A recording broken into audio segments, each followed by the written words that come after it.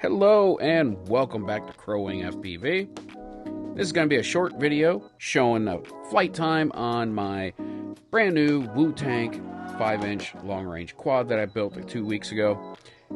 And I'm using brand new 4000 mAh lithium-ion 4S packs that I built last night. These are built from 21700 lithium-ion batteries and put into a 4S configuration. Now, I am not going to show you a video on how to build these batteries. There are plenty of videos out there that are freely available on YouTube showing you how to build these packs, and it's pretty simple. Here we are at my normal testing place, and as you notice, I put the overlay on the bottom from DJI. And this is DJI DVR, just because I figured it works much better for what we're doing.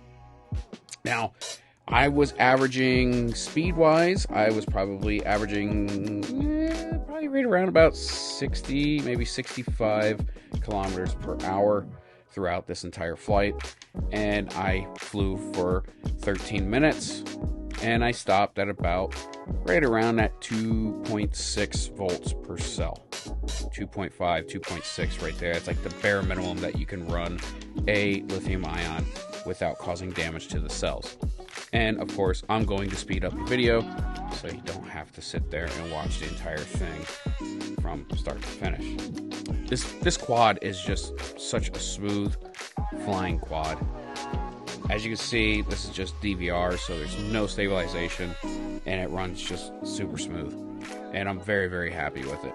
Now, I might tweak it a little bit here in the future, or I might just leave it be and enjoy it for what it is. It's a long-range 5-inch, and it flies super smooth.